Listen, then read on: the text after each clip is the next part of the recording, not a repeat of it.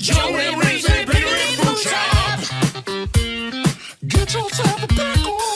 Get yourself a boot. Joey Reese, Bigger Food Shop. Pickle time is happening. We're going to start now. Yes, we are the Beagle Input Shop. Yes, Annie. Hello, Annie. You got the pod racer. You got pod racer. So how about them Panthers? So gross. Here's the thing. I started off the finals. I wanted Florida to win. No, I wanted Edmonton to win, but I thought Florida would win. Yeah. So From either way you win and everyone loses. Yeah, but here's the thing. So from the puck drop of the first game, I found myself rooting for Florida. Did you really? I did. When they scored a goal, I got excited and I told Heidi, I was like, I think I'm rooting for Florida. Because I told her before, I'm like, I think I want Edmonton to win. Florida won it last year. It'd be cool for Edmonton and McDavid to win. And I was like, maybe it sets up another Stanley Cup Finals next year for like the tiebreaker.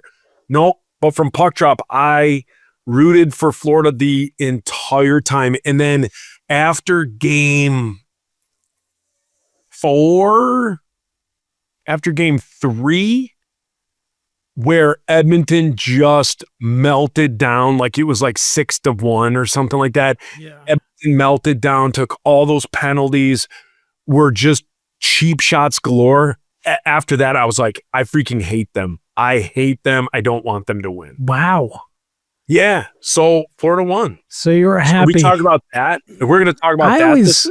You know what, Joe? I always cheer for the Canadian team because it's their sport. So I'm always like, I'm for the Winnipeg Jets. I'm for the Oilers. I'm for the Maple Leafs. I'm for the Nordiques. I'm not for the Maple Leafs. Whatever I'm happened not to for those Canadians. guys? Whatever happened to the Nordiques? Yeah, you stole them. What? No, Joe, no, Yeah. no. You stole Personally, the Quebec Nordiques. I'm for those guys to win the Stanley Cup. For some reason, I just want it. I really wish Canadian teams would win the Stanley Cup more because I like that. It's just like Vancouver had a chance a couple years ago. Montreal had a chance a couple years ago. Edmonton 2 years in a row just can't do it. I'm like that with Major League Baseball. I'm like, you better beat the Blue Jays. Go. If you guys lose to the Blue Jays, it's an American. You've just disgraced your whole country.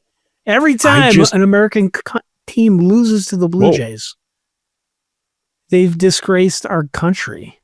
Yeah. You know who's not disgracing their country? The Detroit Tigers are the best team in baseball. Yeah, and I couldn't be more disconnected. Joe. I love the Tigers in my head because I think of the Tigers when I was a kid, 84 Tigers. I own a couple of jerseys. I love the Old English D, but I can't watch it to save my life. Do they have billboards in Detroit that say "Love the D"?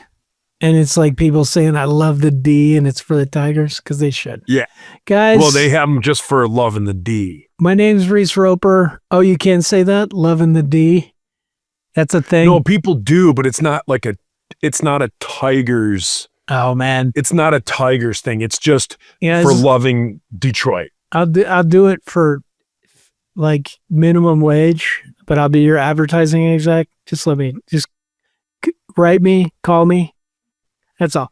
Yeah. Hey, Joe, remember last week? Yeah. I do. I did not think you were going to podcast anymore. Like, I was like, shit, man, that's the last podcast. You make me so angry by thinking you know what I think and how I feel. Yeah. And once we quit recording last week, I swore at you a couple of times because that's what makes me mad. What makes me mad is when you go, dude, you're so mad. And I'm like, no, I'm not mad. I'm passionate. You seemed more animated.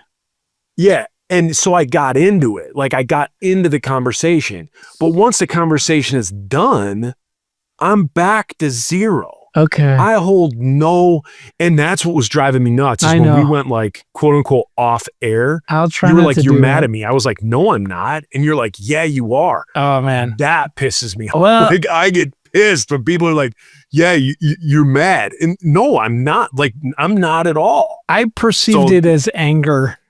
And I was like, bro, you gotta, I'm not trying to piss you off. You know, so here's the thing, like before we get into this, and I'm really proud of you for doing this show because I know you don't want to, and I pushed you to keep having this conversation. But like, I do think like your MO is to kind of poke at me to get me to start just going ape shit about something. Like you'll feed it. Like you'll be like, we'll start talking about some 1000%. You start poking 1000%. me. Because we have a podcast. And that's what you do. Right. And for the most part, it works in like, I will either just be like, haha, that's funny and we're funny together. Or I'll lose my shit and you just sit there and watch it. And you just listen to me get up on some soapbox and possibly just feed in some more to get the fire started some more. You like throw a little bit more gas on that. But I feel like last time the gas was going for both of us. And like, for me, I forget that you do this. And so I was just like real animated about it. And you were really animated about it. Yeah. I'm sorry. And I apologize back if your truth is your reality. So if you felt that way, if you felt like I was angry with you, then, while we were on air or even off air, I apologize to you as well. Yeah.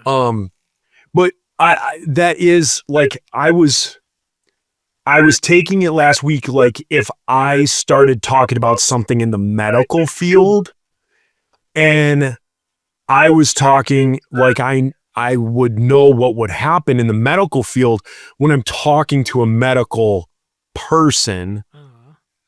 So that's kind of what I felt like. There was a portion of that. I think the most peeved I got was when I was like, hey, you don't know what you're talking about. You're starting to tread in an area. And that's where it was like the one time in this show where my quote unquote experience and expertise maybe counted for a little something. There's been several times, Joe. No, yes, no, not at all. yes. Not at all. So that's where it was when it came to that. Now we've talked off air and we talked leading up to today. Not much. I just kind of bullied you into this. Well, you had said, hey, let's talk about it next week. I said, no. You said, yes. I said, no. You said, yes. I said, no. And so I wanted time to go over stuff. So I started digging into kind of the big thoughts and the big questions that come with immigration and what we talked about last week. I spent a good, I would say, hour and a half, 2 hours, like kind of researching stuff and going over stuff. And then me and you had a talk leading up to the show where you were like, that's not what I meant to talk about. That's truly like isn't. my passion, my argument last week, I think led us down a different road. Yeah. And so when you were like, well, that's not what I want to talk about. I understand there's a process and there's this. That's not what I'm talking about. I'm talking about as Christians, we need to help these people more. It kind of made me think like, all right, a lot of this stuff that I was looking up doesn't apply if that is what we're talking about. We can still have that talk, but I think like, let's throw this out with the caveat. And I think, like listening back to it or thinking back, what we started talking about was Cecil, right? And then the point was made like, it sucks that he's had to suffer so much because the church has taken this position, or like as a general, like he feels this persecution from the church where he can't be himself. And, that pushed a button for me, which is like exactly the church, like the main thing the world sees about the church or Christianity or evangelical Christianity is not the character of Christ. And we got on this tangent about immigration, and it got super heated. Like, you usually push my buttons, and then I think I was pushing yours too. For But sure. it was it became like this huge political discussion, and that wasn't my point. I was just being like, hey man, I really do feel that there is like a biblical mandate, like in both the Old and New Testament, that we are supposed to take care of immigrants. That is a super hot button for politics these days, right? Yeah. For everybody. And you're right. Like you are in the front lines of that. You are in your job. Like, you have to enforce the United States immigration policy. More. That's the thing. It's not what people think. Well, let's hear about it. Well, I mean, the short of it is, if you are visa, green card, resident, naturalized citizen, and you haven't broken any immigration laws, and you don't have a violent criminal history, you're not on the radar. Yeah. So the stuff that's out there that like ICE is going around and just rounding up anybody who's of foreign DNA is completely wrong. And they're every single day, and I'm not overstating, I am not making this a bigger thing. I'm not inflating statistics. Every single day I come in contact with green card carrying citizens of the United States.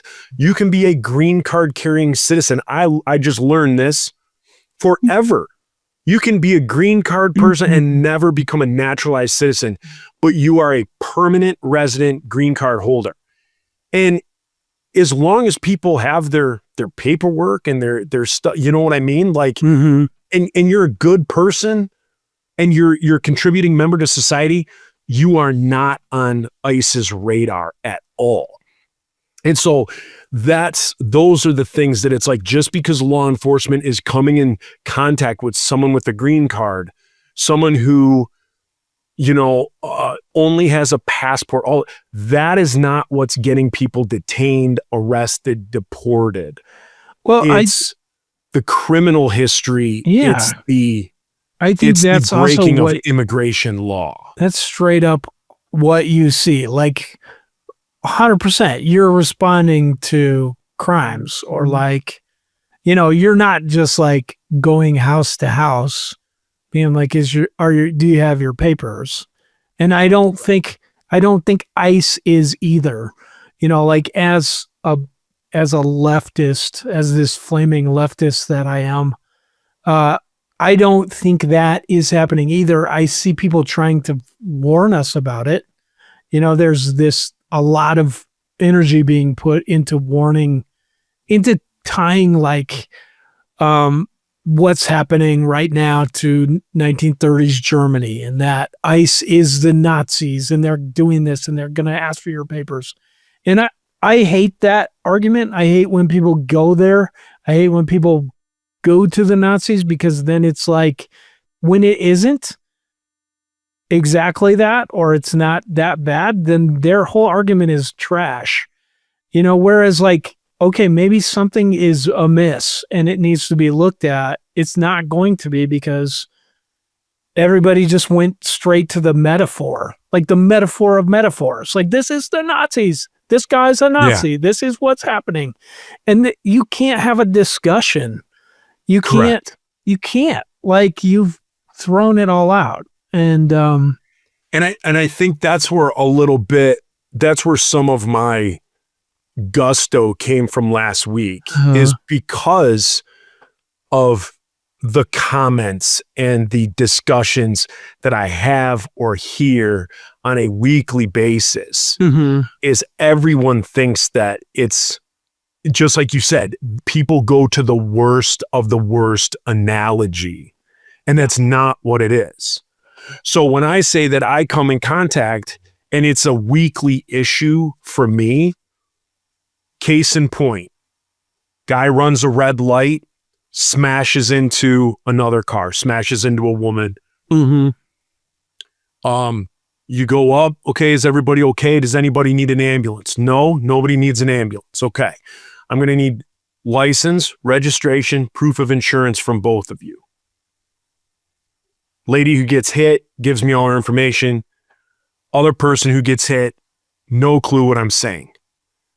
I have to spend the next 20 minutes using Google Translator to get basic documentation, which this person doesn't have.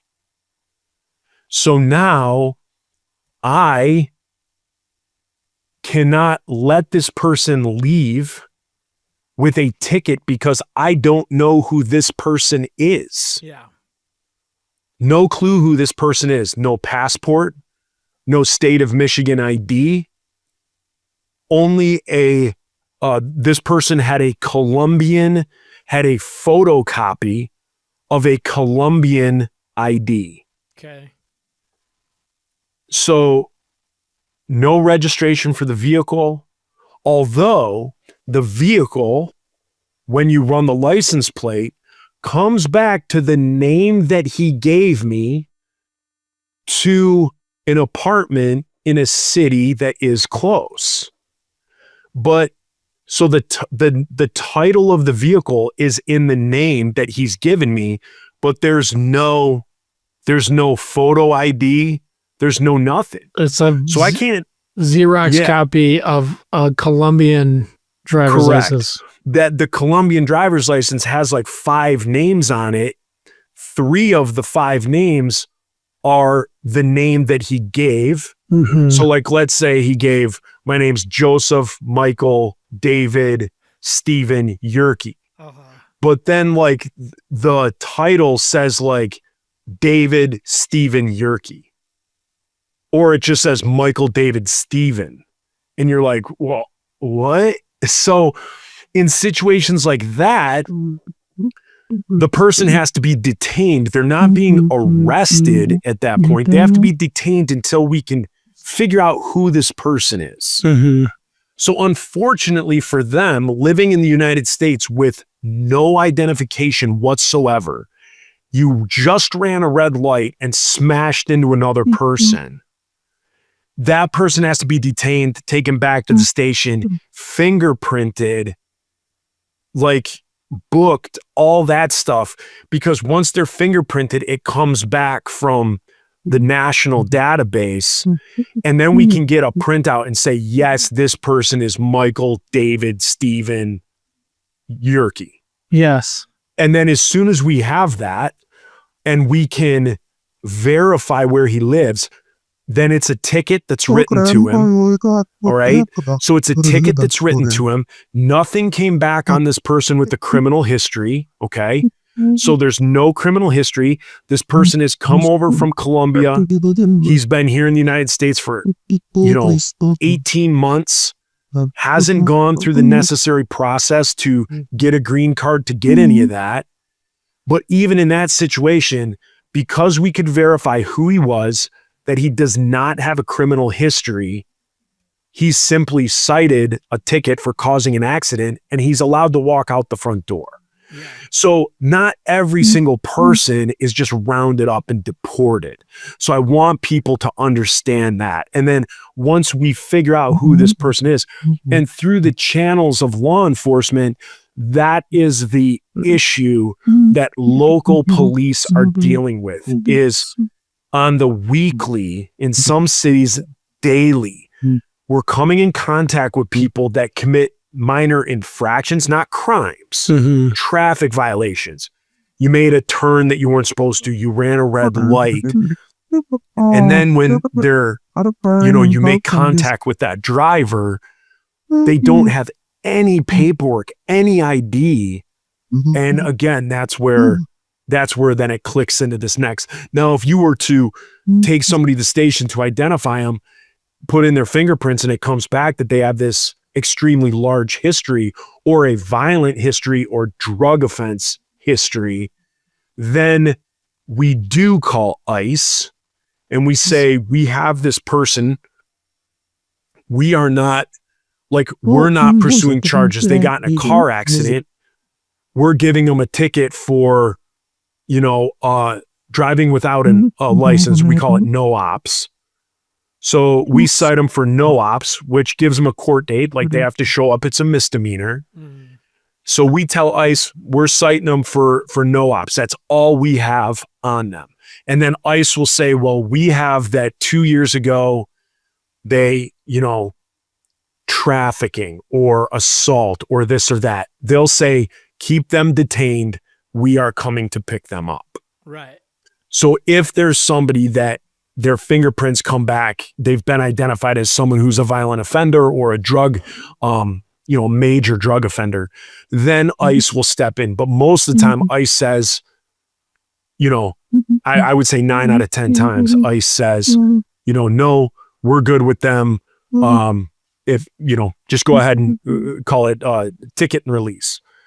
So we ticket and release. So that's kind of that area that if people are out there thinking like cops all over are like, that guy looks foreign.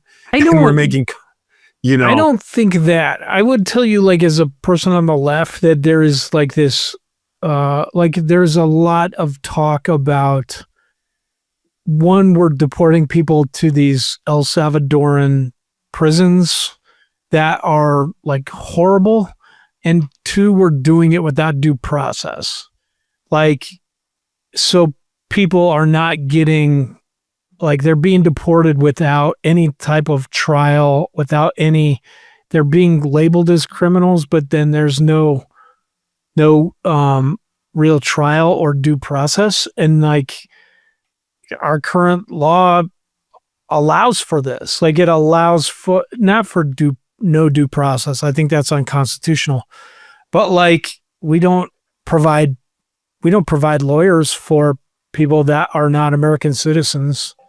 But now this is the narrative that the left is hearing, that I hear from the left, is that this is happening. It's inhumane. And the fear is that it could be anybody. It will get to a point where just anyone can be then sent to these prisons without process. So I would say that unfortunately, the way things are in 2025 is everything is fear mongering. So when I hear that someone is afraid that in the future anybody could, I can't go off of that. I can't take that as, I can't put any weight in that because I see what's going on and there is a process and it's not just Trump saying what he wants and everything happens. Anything he tries to do, there's judges that put a stop to this and judges that put a stop to that and all these different things. And then there's sanctuary cities that are like, we don't care what Trump says, we're protecting blah, blah, blah, blah, blah. So there's the old phrase, there's many a slip between a cup and a lip. And so there's a lot of things that need to happen. It's like saying in the future, the police can come around and just round up everyone's guns.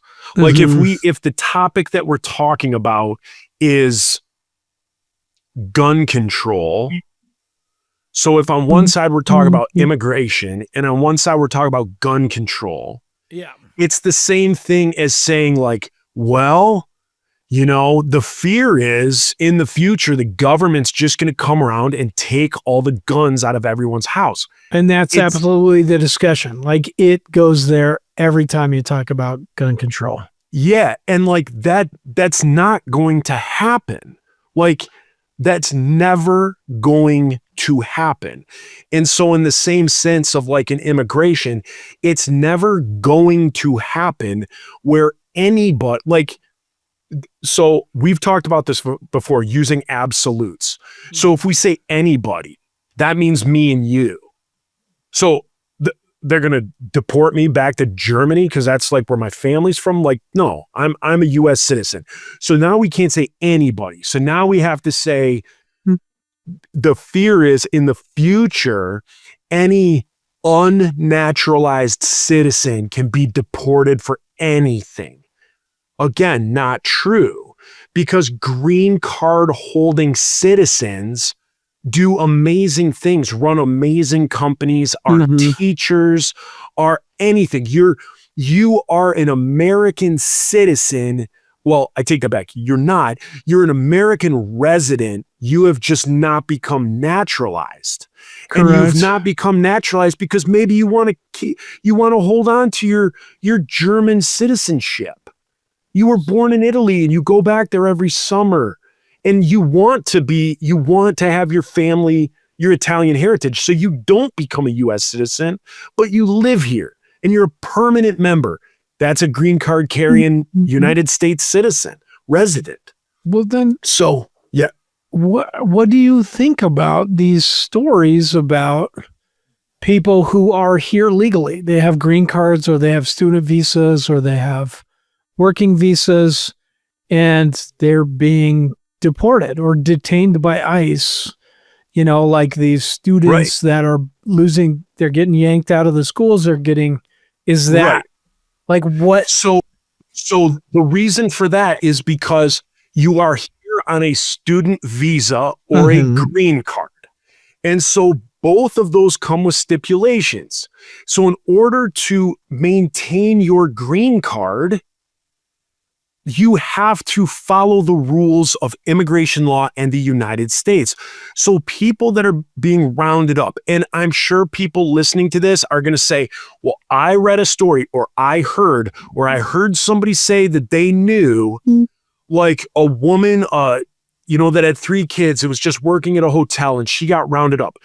Unless I see the facts in front of me, I can't comment. I don't know about that situation. However, what you just asked, what we're reading about students, where this came about has recently been because of the Israeli-Palestine conflict. So these students that are here on a student visa have been part of these, during the Palestinian-Israeli conflict, when that was first happening, a lot of our major colleges and universities had these protests. And a lot of these protests, I don't want to say turned violent because they might not necessarily have been violent, but law was broken. So they either broke into buildings, they damaged buildings, they incited violence against Jews at different colleges and universities. So that breaks their visa. Because they broke the law. Yes. So they're a student who is over here that should be over here learning, but they incited a riot. They did something that got them on ICE's radar. So we're not talking about like the Asian student or the Mexican student or the Spanish student that comes over here and is a biology student on a student visa who's just getting rounded up and shipped back. The students that either the stories are leaving out, like the facts that they're leaving out, if you dig deeper, usually, and I don't speak in absolutes, so I'm sure there's people that have gotten effed over and have slipped through the cracks maybe because of wrong identity, like the same name, certain things like that. I'm sure bad situations have happened because things have fallen through the cracks and clerical errors. But for the most part, those students that are having their visas denied are because of they have broken some sort of law that says you're here for this reason. You're here to be a student. You're not here to be an activist. And so if you've come over here and you're now an activist and you're fighting against local law enforcement and you're fighting the US government, then you're not here to just be a student and study. And those are the people whose visas are being scrutinized. So I hear what you're saying, and I definitely disagree with like all the rhetoric, like just people amping up the fear because of what might happen. Yeah. But like the Trump administration has admitted to deporting people by mistake and like been told to return them and not done it, which like just feeds into that fear that you're like, shit, man, what's next? Who's going to go next? Right. The thing is to don't lose sight of this either, is that yes, a few people have slipped through the cracks, and until those situations can be confirmed and rectified, people will fall through the cracks. If you look at past presidents, there's been millions and millions of people deported under their watch as well. Same thing. Many people slip through the cracks, clerical errors, same mistaken identity, a lot of things like that.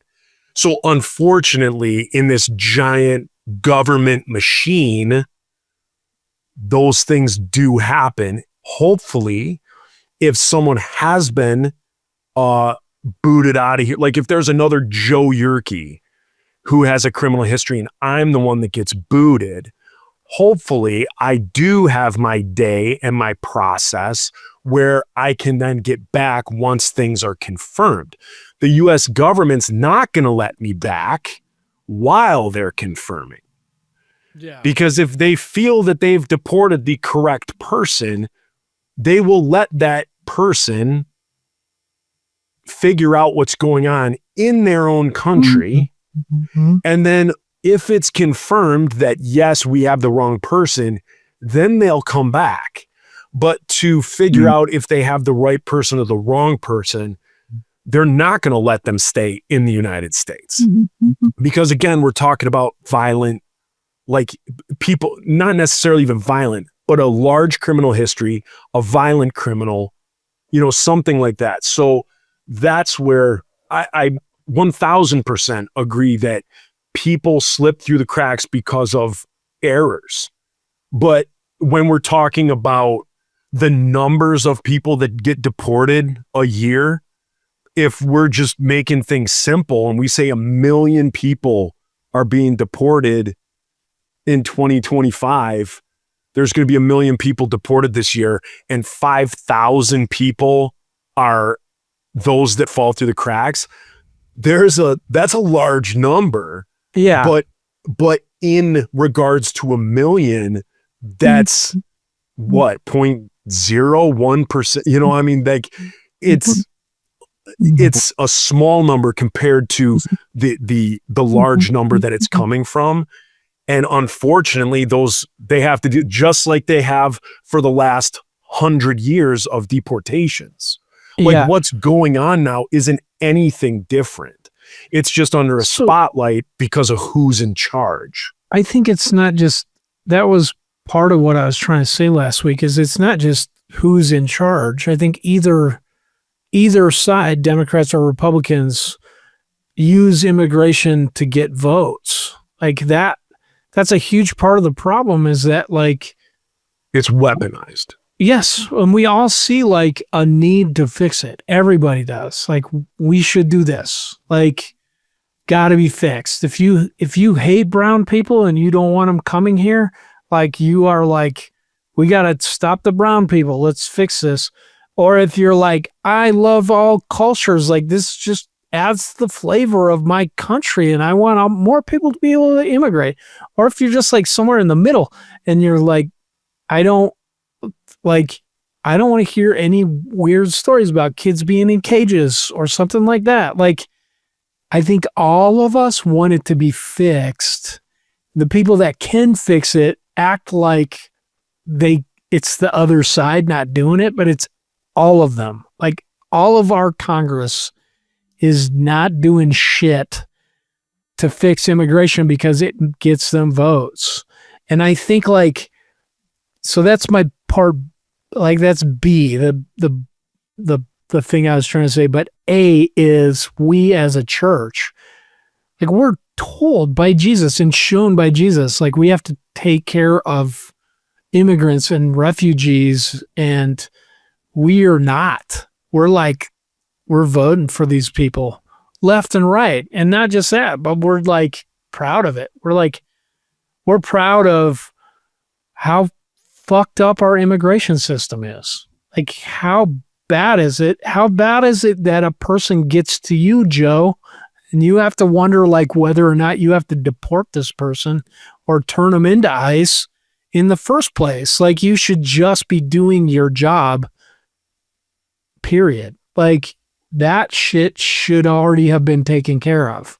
We already should have had something going on. Either we're not letting anyone in or we're letting people in, but we're fixing it, And I don't know. Yeah, I do think it's two completely separate issues. So there's the what can we do as Christians, and then there's the how do we reform immigration. And I think it's tough when the Christian end of it, because I think in one of my texts I sent you, I think I made in my head, I think I made a pretty good analogy where I said if I needed a passport, and I filed a passport with the US government, my church, the church, cannot help me get my passport any quicker. If the insiders booked a gig tomorrow in Germany, I think my passport is expired. Okay. The church cannot help me get that. The church is just the church. Sure. There's no pull in the US government with the church. Now, if you want to split hairs, there's pull between if you want to say Christians vote this way, Christians vote that way. But I think even in the church, it's split. I think it's 50% Democrat, 50% Republican. And so I think when it comes to immigration as a system, there's nothing the church can do. But as an individual person, if that's something that's on your heart, again, the 10-80-10, yeah. I think if that's something that in Virginia, if there's an organization or there's something where every day there's hands-on with those individuals and you want to try and help and you want to do those things, or soup kitchens or shelters because people who are refugees or seeking asylum here and you want to go hands-on with them, that's honorable. That's a great thing to do. And I think we're all called to do that, whether they're a refugee or an asylum seeker, or just a homeless guy that was born here. There's things that Christians can be doing, but I don't think immigration proper is a Christian issue. So I would say a good allegory for this is slavery. That overwhelmingly what stopped slavery in the UK were people like William Booth, were Christians that stood up and said, this is not right. They stood up, they championed it. They wrote songs like How Great Thou Art or Amazing Grace, and then it got abolished in the UK. And then the same thing happened in this country, that the church and Christians stood up and said, this is not the love of Christ. This is wrong. You can't own people and we need to be more loving. And they stood up to it and it became a political thing, whether it was charged in the government system with Christianity or not, but it was it came from the church. It came from Christianity. Now, the flip side of that in this country is that, like, the Southern Baptist Convention didn't even allow whites and blacks to sit together officially in their books until the 90s. Like, that is also the church, and that is part of Christianity. And so, like, in the South, if you grew up in antebellum, the South in the US, like, you realize that black people and white people couldn't go together. And that was also Christianity. Like, that was also the church doing that. So, like, I just feel that, like, in this country, we have kind of a similar pull on this. Not saying that, like, we just need to open up the United States for everyone, because it would be like if you were just like, hey, my house is now a homeless shelter. Like, you don't have a house anymore. Like, you don't have a safe space. You don't have that. Like, it's not your house anymore. And it's not like you're going to bring up all the homeless people in your neighborhood. Your house is just going to be shitty. Like, there's probably a better way to go about it, where you're like, you still keep your job. You still have like your house. You still have a safe place for your kids, but you're teaching them, and you're spending as much time as you can helping people to also not be homeless and become like what you are. So, like, for us as Christians, I feel that, like, we can either be like this version of Christianity that I think that is just paraded around the press, where it's like, we're afraid of brown people, or we don't want immigrants and stuff, which is counter to the teachings of Christ. Or we can be like the church was when we got slavery abolished, and we're like, we don't want people to be human trafficked at the border because the only way to come over here is like being human trafficked. Or we don't want people dying of starvation and dehydration in the desert. Or we're also concerned about, like, criminals coming into the country. Like, there needs to be a better system where we're giving people jobs here and green cards and stuff, but, like, we can also say no to criminals, and we're doing this. And I know that happens when people apply for green cards, but I don't think, like, you and I both did research on this. There's like 180 million people a year that try and get into the United States. And I think we give green cards out to 1.8 million. It's like, I know I think it's that much. It's like less than 1%, right? So, like, Well, it's I not had working. completely different numbers than you did. Well, I just pulled that from my ass. I can look it up.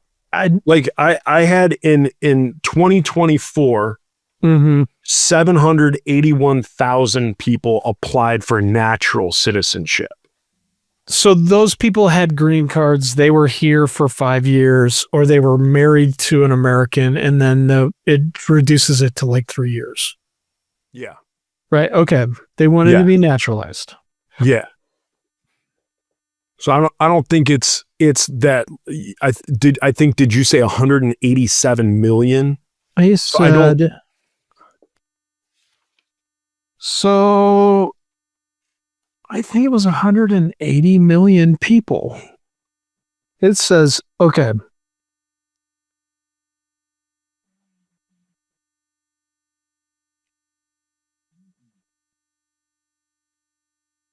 Okay.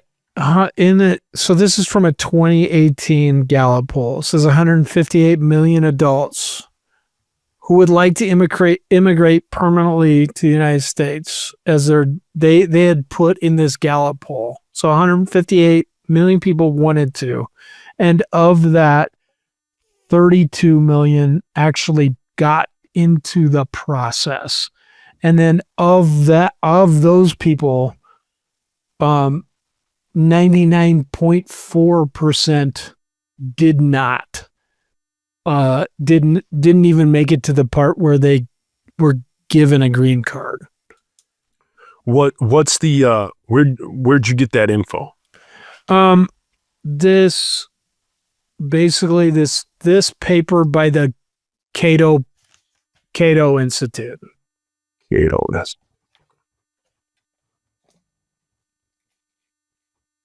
But I mean I feel that like a lot of our argument last week was like whether or not it's easy to get here. And I don't know. I don't think it is. If it was easier, I do think, well, one of the things that kind of tripped me up was like, before this was a political lightning rod, like in the 80s, a lot of people, especially from like Central America and Mexico, would come here as like seasonal migrant workers and then just go home. And then it became so hard to get across that border to work. Like we started focusing on it politically, and it became this thing where like, you can't come over unless you have a work visa or a green card. And so a lot of those people, they say they just stayed illegally because it like they were afraid if they went home, they would not be able to come back. And, you know, some of them had kids or they had family here. You know, their kids are American citizens, so they can't just like go home and then like not come back. They'll never see their kids again. That kind of stuff ended up with a lot of illegal immigrants being stuck here.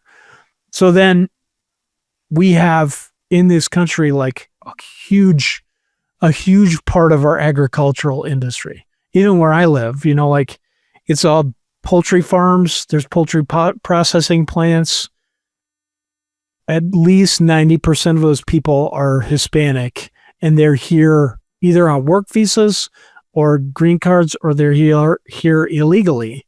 And the reason it works is because they take less pay, and they're okay with like working in not substandard, because I think there's some, there is like the health department checks in on them stuff, but like they have to gut chickens for a living, you know, like, or throw chicken embryos or chicken like chicks. If they're male, they got to throw them in the thing that mashes them up. And like, and American citizens are like, I'm not doing that for less than $25. And here, these guys are like, I'll do it for 12. So that whole industry exists where we're like, yeah, I don't want to pay that much for chicken, or I don't want eggs to be this much. But then we don't want to allow these people to work here, and we don't really have a system for it. I feel like we could fix that. Like the church, that could be our thing. But it's not. It's not. Yeah. And like, I understand what you're saying, and I agree with it. If anything I want people to go, I want to live in the United States, and the process to go there, to work there is the easiest, it's the most logical, and it's the best. So people want to come here, and there's an efficient way to get people here, to vet them, all that stuff. I want people to say that. I want that to be the truth. But unfortunately, it's not the way it is, and no one is stepping up. There is no politician that I'm aware of that's like stepping up and saying, okay, let's fix this. Yeah. And again, the church can't do it. The church proper cannot do it. Like the church can't change the way the federal system is. Members of the church, individuals can run for office. Individuals can get hired in positions in the government to help change that system. But like the Salvation Army can't be like, hey, everybody, we're going to make immigration this now, right? That's absurd. It's got to go through the government, and then it takes somebody to have that plan to get voted in and so on and so forth, how that stuff all happens, or to get hired as a team that's looking into this immigration reform. Like when I'm sure you looked it up too, the United States is really no different from the other couple of hundred countries around the world. It's all pretty much the same process. It's the fees are all pretty much the same, give or take. The time to become a citizen is longer in the US because there's more people applying. The process is really the process, the same as it is in most countries around the world. There's some that are stricter. Japan is a very strict policy that I saw, that I read about to become a citizen in Japan. Whereas then there's ones like Singapore where it's basically to become a citizen, you just pay. I think whatever the amount is, you pay. If it's $30,000, you pay $30,000 and you're a Singaporean resident. So, in this thing that I read, not to derail you, but it listed out wealthy, the most wealthy countries in the world and how many immigrants they take per capita. So the top was the United Arab Emirates. That's number one. And then going down wealthy countries. So what we would think is first world countries like Czech Republic, Norway, UK, Hong Kong. Japan's on the bottom.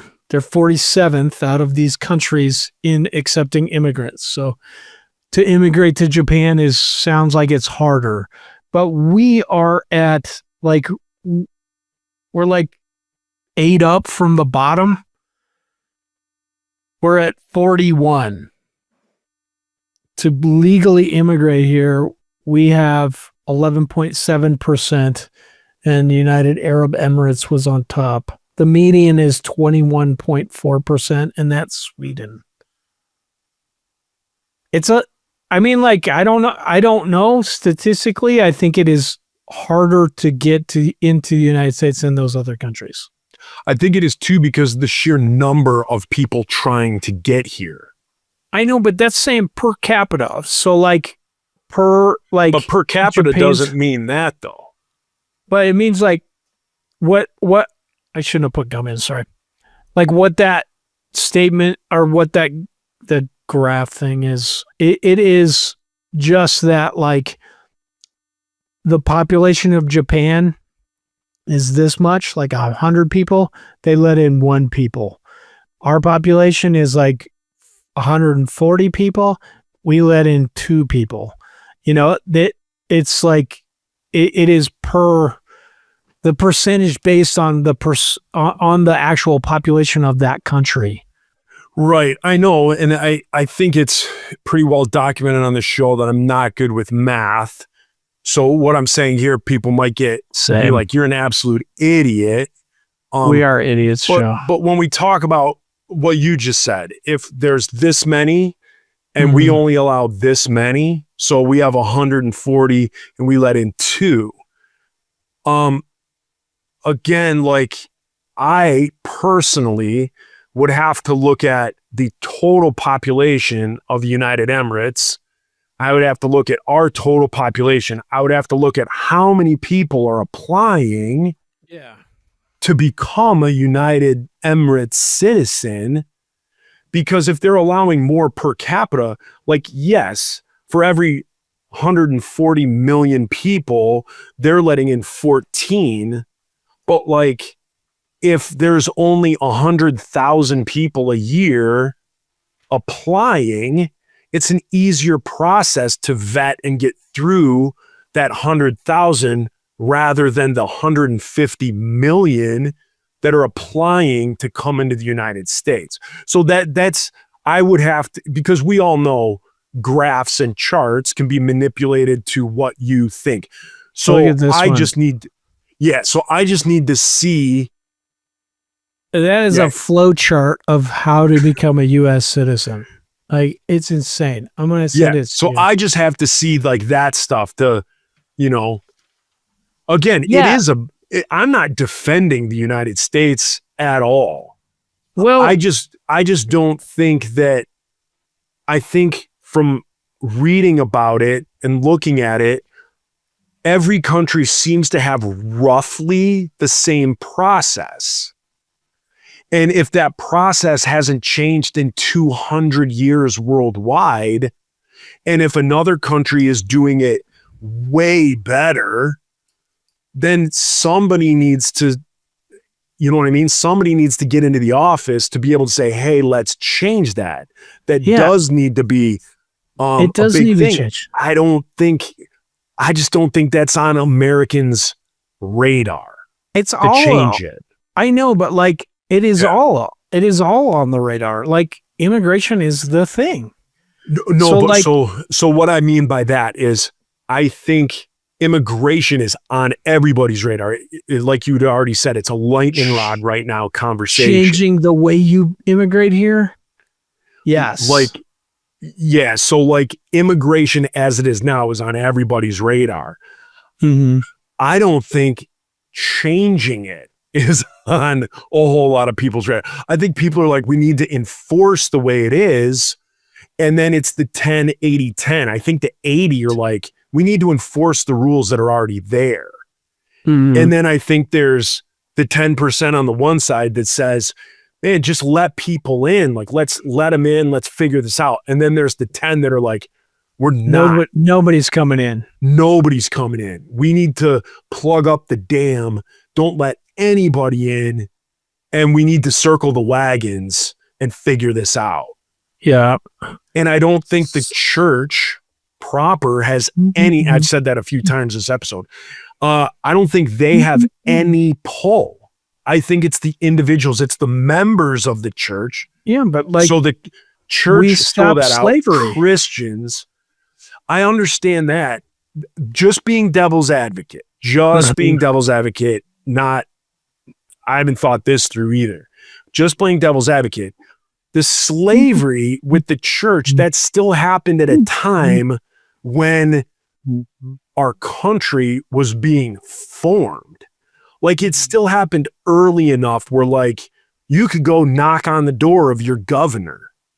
You could go knock on the front door of the White House and talk to somebody. And so after the Civil War, prior to, the country was still being formed where those ideas were a lot easier to pass. Now, those ideas aren't easy to pass because they're being filtered through everybody has an idea, everybody has an opinion. The system runs the way it runs. I mean, look at this again might be a bad example, but like look at the pushback that Elon Musk got for finding where there was waste in the US government. And people pushed back. Like people were like, why is he doing that? Like, so what if money is, and it's like, what are you talking about? Like he's finding waste in the US government and he's cutting the fat, which is what most people want. But people even had a problem with that. Yeah, So- because I don't think that's what he was doing. So like He was data mining so I just think that, and removing regulations. so I think you're in that 10. So I think there's 10, 80, 10. There's I more think than 10 guy. 10% that feels that he was doing that. Like a history will I guess answer that question. But like a more current version, and it's not very current, but like temperance, like after World War I, they abolished the manufacture and sale of alcohol in the United States. That was also the church. Like however misguided it was, that was Christianity. That was the church that pushed for that. Yeah, you're right. So You are right. they had that power, and it wasn't like they paid off politicians or anything. They just said, this is our voice. We are these people and this matters. And I feel that we could, instead of being just painted with this broad swath of like whatever Joel Osteen is doing, like we could be a force for good to change immigration so that the people aren't dying of starvation in the desert, or it is not being used for political purposes. That it is like, hey, we're going to make this so that like people aren't getting hurt, and we're going to make it so that people are taken care of. And like, if people aren't the smartest or, you know, the wealthiest people in the world, but they want to live here and they want to contribute, they should be able to. That's all. What'd you just do? Close the window? I just closed the window. It was raining in. We should It was close this raining in. podcast. I feel No, like I we've hugged it out. I do. I mean, I think we both We came have to hugged it a out. middle ground. Yeah. We love each other still. Yeah. And we're just waiting for patrons to stop paying so we cannot do this anymore. Thanks a lot, you fuckers. Yeah. Sorry I called you guys fuckers. Some of you are not. What? Anyway, I mean, wouldn't it be amazing? And I've always, in any ministry I've ever been a part of, I've always used the catchphrase, why not us? yeah. And, you know, so it's like, oh, when I was working for the Salvation Army, or when I was the Insiders, like, why not us? Why can't there be a ska band that's great, you know, across the scenes? You know, why not us? When I worked for the Salvation Army, hey, there needs to be an organization in the, you know, someone in the community needs to be doing this for teens or blah, blah, blah. Why not us? And wouldn't it be awesome if like what we've talked about on the show, if it's like, why not us? How amazing would it be if someone from our community was like this got in their craw and they ran for local office. They ran for gubernatorial. They ran, you know, and the change on June 18th, you know, started a process of someone who might be, you know, 45 years old, but by the time that they're 60, 65 years old, they're doing it. Like they put their money or they put their faith where their mouth was, and they made that change. I agree with that. Or even just your whole church was like, look, we're going to get in front of people. Like we're going to boycott for immigration change, or we're going to help people. Like get out there so that all these freaking mouth breathing chinless turds aren't the ones that are on TV representing Jesus. It could be you as the non-mouth breathing chinless turd. Me as in me. Yeah, you have a chin, though, Joe. You have a pretty I good do. one. I do have a chin. You're gonna like I have this. a couple of them. Buzzing, hello, I love pizza. First time we were ever in the newspaper as the Five Arm Frenzy, we're in this local publication called Westward, and the photographer we were all in the living room. We just practiced, and then they're like, "We're gonna take your picture," and all of a sudden, everybody in the band acted like they were serious all the time, and they're like on the couch, and I was like, "Nah." And so I just went. So it's everyone in the band, super serious, and me like, no neck.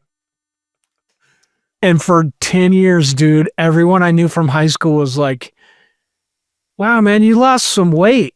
I saw that article and you look like you were pretty heavy, dude. And I'm glad.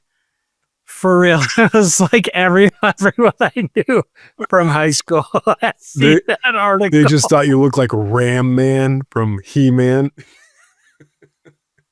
Just juggernaut. I think I crossed my eyes too. They were just like, "You're doing a lot better, buddy." Rehab's really, really taking you far. All right, let's get out of here. You got All right, Kara to man. hang out with. I don't even think my wife is back. Oh, She went to her geez. sister's for something. All right, All man. right, I'll man. see you Good next talk. All right. week. All right.